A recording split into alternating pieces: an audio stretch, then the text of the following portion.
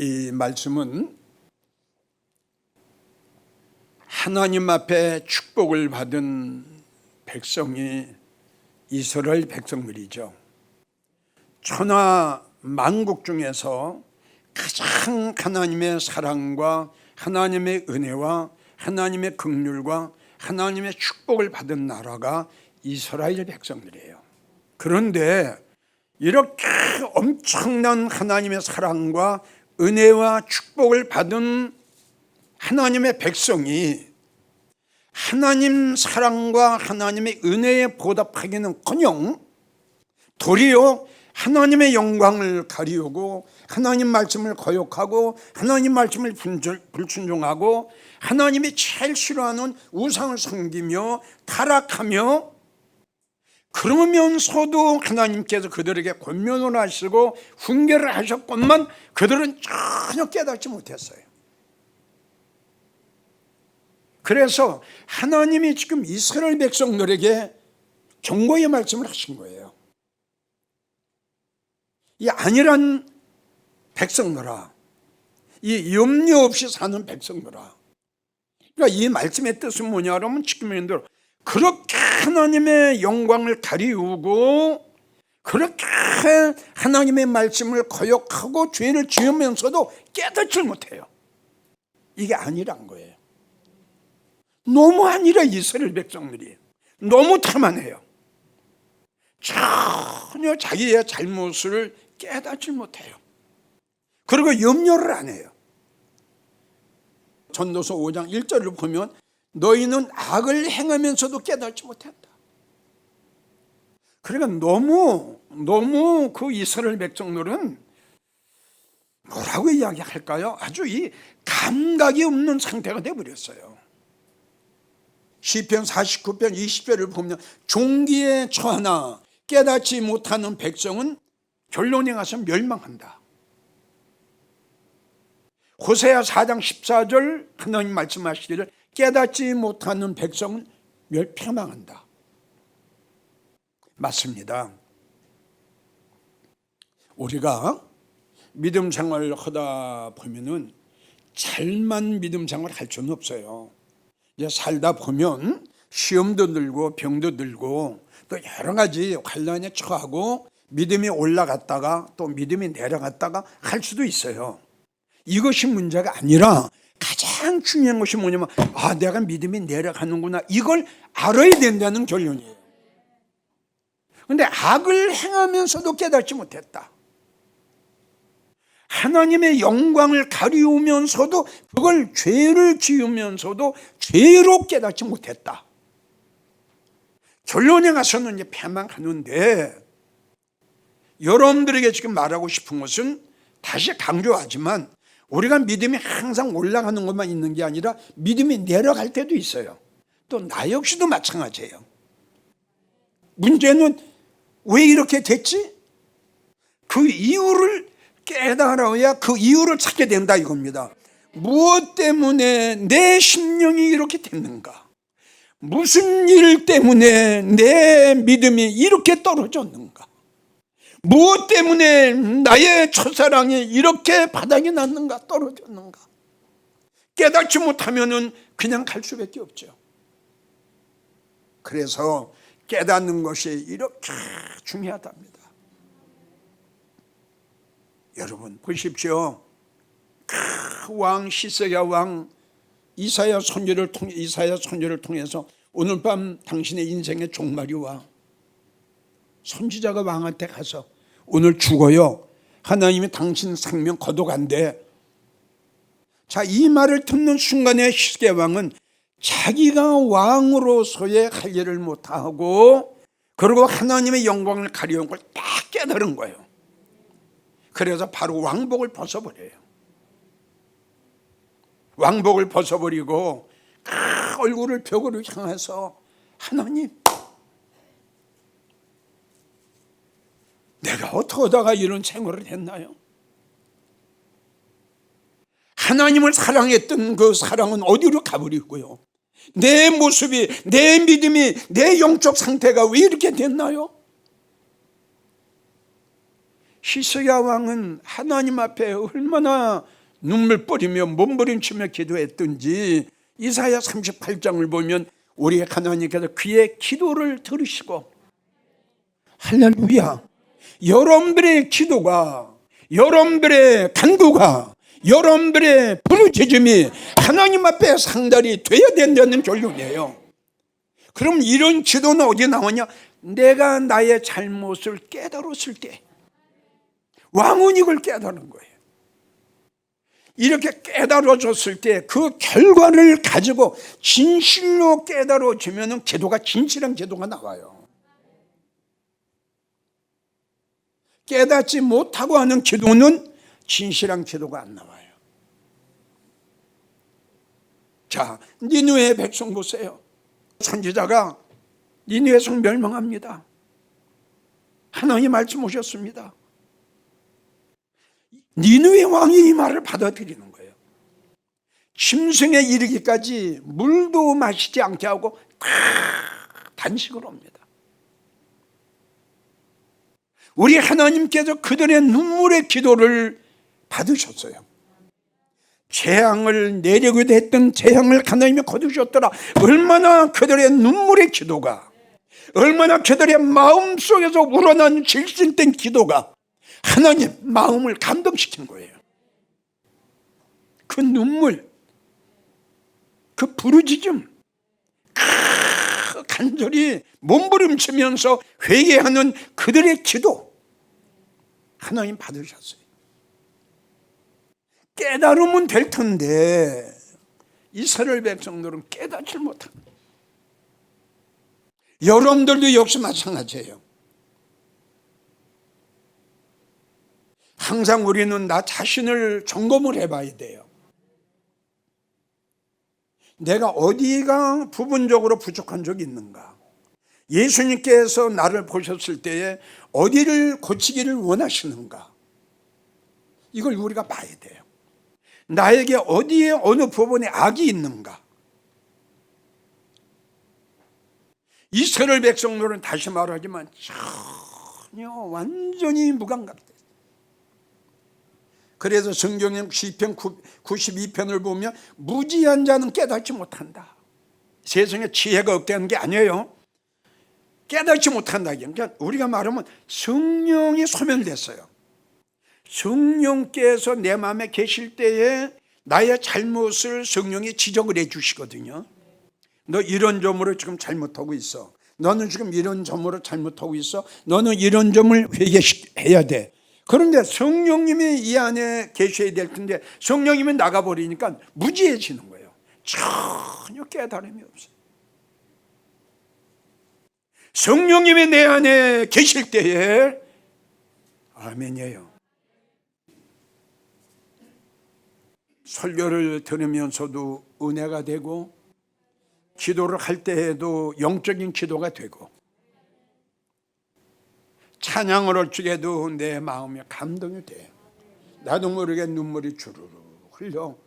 나도 모르게 가슴이 뜨거워져. 이게 다 성령님이 하시는 일인데 성령님이 내 마음속에 미워. 성령님이 난 네 안에 있을 수가 없다. 너 너무 가증스럽다. 너 너무 거짓되다. 네 마음속에 너무 많아. 냄새 나는 게 너무 많아. 나는 네 마음에 있을 수가 없어. 그러니까 성령이 나가시는 거예요. 그러니까 뭐 설교를 들어도 은혜가 됩니까? 찬양을 해도 은혜가 됩니까? 기도를 해도 뭐 기도가 제대로 나옵니까? 이거 어쩌죠? 성경에 나오는 황무지가 되어버렸어요. 여러분, 여기 우리의 마음은 연못인데, 우리의 마음은 연못인데 여기 연못에 물이 있어야죠. 물이 있어야 기도가 놀고 찬양이 놀고 감사가 놀고 감동이 되고 감화가 되고 아멘이에요. 근데 물이 없으니까 뭐가 놉니까? 찬양이 놉니까? 기도가 놉니까? 뭐가 놉니까? 아무것도 없는 거예요.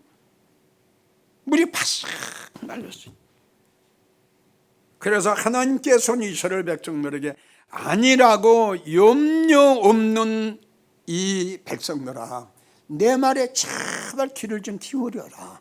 너희가 그렇게 나의 영광을 가리우면서도 너희가 그렇게 나를 배신했으면 타락된 생활을 했으면서 어찌해서 그렇게 깨닫지 못하느냐. 내 말 좀 들어봐. 내 말 좀 들어. 그래가지고 네가 구원 받겠냐? 오늘 이 본문의 말씀의 내용이 우리 모두 한국교회 지도자들과 모든 믿음의 성도들에게 가신 하나님의 경고의 말씀으로 우리 모두 받읍시다. 안일한 주의 종들아, 안일한 성도들아, 너희가 어찌하여 그렇게 깨닫지 못하느냐고 한탄하신 하나님의 음성을 우리는 한번 들어봅시다. 우리 한국교회가 지금 얼마나 위급한 상태에 있습니까? 얼마나 어려운 일을 지금 당하고 있습니까? 성도들이요, 주의 종들이요, 눈을 뜨십시오. 현실을 보십시오. 넓게 보십시오. 지금 전 세계에서 어떠한 일들이 일어나고 있는가? 그리고 한국 교회가 어떻게 되어 있는가? 현실이 어떤가? 어떠한 위험한 일을 지금 당하고 있는가? 이걸 우리가 알아야지요. 한국교회 위급한 현실. 제일 첫째, 코로나 바이러스로 인하여 대면 예배가 비대면 예배로 바꿔지면서 첫째, 예배의 단들이 무너져 가고 있습니다. 이건 수백 번 여러분들에게 강조를 했어요. 제일 불행한 일이 뭐냐? 예배의 단이 지금 무너져 가고 있다. 다시 강조합니다. 교회가 하나님이 기뻐하시는 것, 주님이 기뻐하시는 것, 성령님이 기뻐하시는 것, 교회가 있어야 할 이유, 목사가 있어야 할 이유 딱 하나, 예배 때문에. 예배의 단이 지금 무너져 가고 있어요. 그렇게도 하나님이 원하시는 예배의 단위. 레위기를 보고 구약을 보게 되면 우리 하나님이 얼마나 예배를 원하시는가 기록이 되어 있습니다. 이스라엘 12지파 중에 11지파는 다 기업을 주시고 레위 지파는 땅을 안 주셨어요. 그 중에 아론과 아론의 아들들에게 주신 말씀, 너희는 항상 하나님의 성전에 불을 끄지 마라. 이 뜻이 뭐야? 항상 예배, 항상 찬양, 항상 기도, 그들에게 주신 특별 사명이에요. 이런 걸 봤을 때 우리 하나님이, 우리 예수님이 얼마나 예배를 원하시고 얼마나 찬양을 원하시는 걸 우리가 알 수 있지 않아요? 성전에 불을 끄지 마라, 단에 불을 끄지 마라. 꺼졌어요. 지금 꺼져가고 있어요. 제일 첫째, 한국교회 위급한 청년이 비대면 예배를 통해서 하나님이 기뻐하시는 예배의 단이 무너져가고 있기 때문에 위급한 상황이다. 두 번째, 왜 한국교회가 위급하냐? 성도들이 주님과 교회와 멀어집니다. 또 역시 비대면 예배로 인해서 가정에서 비대면 예배를 통해서 예배를 드리니 하나님의 교회하고 조금 멀어지죠? 이거는 있을 수가 없죠. 하나님의 교회와 점점 멀어지는 거예요, 지금. 이제 성도들이 너무 편해지는 거예요. 비대면 예배를 좋아하는 거예요. 이거 어떻게 해요? 주님과 멀어지죠. 교회가 멀어지죠. 하나님은 우리에게 이렇게 말씀하셨어요. 시편 74편 28절, 내게 가까이 하며 보기라. 아멘. 크게 하세요. 나에게 가까이 하면 너에게 복이다. 근데 점점 멀어지잖아요. 응? 여러분, 성도가 교회하고 가까워야지. 교회하고 점점 멀어지면 그 성도 어떻게 됩니까? 하나님 말씀하셨어요. 나한테 가까이 하는 게 너에게 복이다. 이사야 58장 2절 하나님과 가까이 하기를 너희는 원해라. 제발 어떠한 환경 속에서도 교회와 가까워지고 주님과 가까워지고 나와 가까이 하기를 너희는 원하고 싶더라. 이사야 48장 16절 너희는 가까이 내게 나와서 내가 너희에게 주는 말을 받으라. 내게 와서, 내게 가까이 와서 내가 너희에게 주는 말을 받아 먹으란 말이에요. 하나님 말씀하시기를. 신명기 4장 10절 이렇게 말씀하셨습니다. 하나님은 나를 위하여 내 백성을 모으라. 내가 그들에게 내 말을 들려서 그들이 세상에 사는 날 동안 나 여호와를 어떻게 사랑하고 어떻게 믿고 어떻게 경외함을 그들로 하여금 배우게 하려 함이라. 나에게 가까이 와라. 그럼 내가 그들에게 말을 줘서 너희는 믿음 생활을 이렇게 해라. 너는 신앙 생활을 이렇게 해라. 너는 예배 생활을 이렇게 해라. 내가 너희에게 말을 주어서 너를 믿음의 사람으로 만들기를 원하노라. 주께서 말씀하시기를 나에게 가까이 와라. 내가 너에게 말을 줄게. 나에게 가까이 와라. 내가 너에게 말씀을 줄게. 하나님은 이렇게 우리에게 말씀을 하셨는데 정반대 형상이 일어나고 있으니 우리 하나님께서 우리 주님께서 얼마나 가슴 아파하시겠어요. 점점 더 멀어지고 있으니 시편 50편 5절 나의 성도를 내 앞에 모으라. 할렐루야. 나의 성도를, 하나님이 택한 백성들, 하나님이 지명한 백성들, 하나님의 말씀을 사모하는 백성들, 하늘의 소망으로 사랑하는 백성들을 내 교회에 모여라. 하나님의 부탁입니다. 주님의 부탁입니다. 가까이 하라. 그리고 교회로 가까이 모여라. 내가 너에게 말을 줄게. 이게 없어지니 부족한 종 마음이 이렇게 답답할 때 우리 하나님 마음 얼마나 답답하시고 얼마나 안타까워하시고 얼마나 주님이 울고 계시겠어요. 세 번째, 왜 한국교회가 위급한 상태에 처해 있느냐? 성도들의 믿음이 떨어져 가고 있어요. 로마서 10장 17절 믿음은 말씀을 듣는 데서 나온다.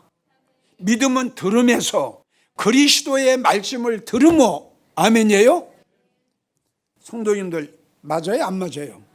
여러분들 믿음이 어느 때 생겨요? 말씀을 들어야 돼요. 나는 여러분들에게 믿음의 중요성에 대해서 이야기를 했습니다. 믿음이라는 건 우리가 믿음 생활하는 성도 중에 가장 중요한 것이다. 아멘. 억만금을 얻고 믿음을 잃으면 뭐 할 거냐? 응? 억만금을 얻고 주님과 멀어지고 설교와 멀어지고 예배에 멀어지면 뭐 할 거냐? 돈 가지고 천국 갈 거냐? 돈 가지고 주님 영접할 거냐? 돈 가지고 보좌에 타락할 거냐? 믿음으로 타락하는 거 아니냐? 히브리 11장 믿음이 없이는 아무것도 하나님을 기쁘시게 할 수가 없어. 맞습니다. 옳습니다. 믿음이 없는 사람이 뭘 할 수 있을까요? 모든 것 다 믿음에서 나오는 거 아닙니까? 모든 건 다 믿음에서 나오는 거 아닙니까?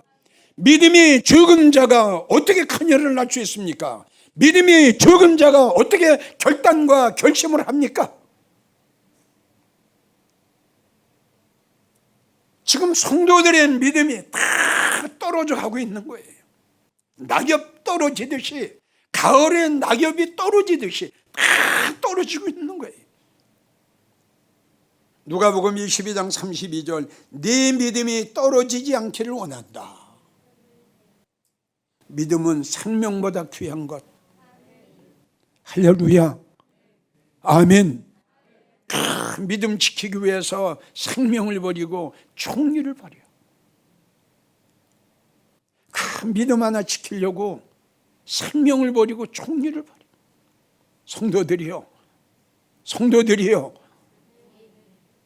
바울의 고백을 한번 들어봅시다. 억만금이 바울 앞에 닥칩니다. 바울은 뭐라고 이야기했느냐? 나는 그것을 배설물로 여겨노라.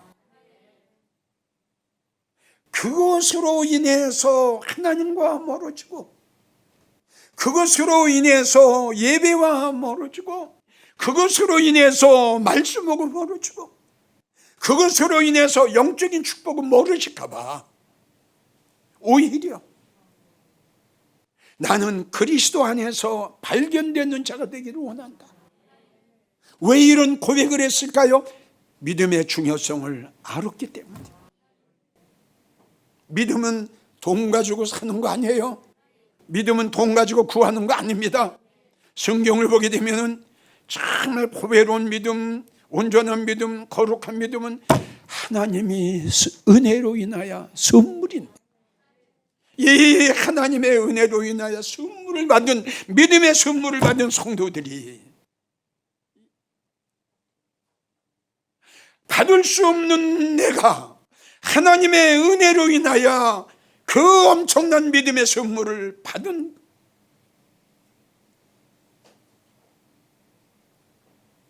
은혜로 인해서 믿음의 선물을 받은 성도답게 믿음 생활을 해야죠. 큰일 났어요. 비대면 예배 때문에 성도들의 믿음이 다 떨어져 가고 있어요. 디모데전서 1장 9절, 그 믿음에 관하여서는 파손됐다, 파손된 성도도 있고, 디모데후서 2장 18절, 어떤 사람들이 믿음이 무너지고 있다. 이게 한국교회 현실이에요. 무엇 때문에? 비대면 예배 때문에. 네 번째,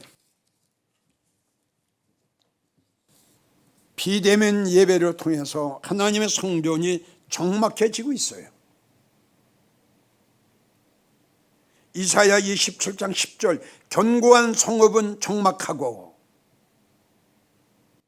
이사야 32장 14절, 성도가 많던 교회가 어찌 그리 적막하냐?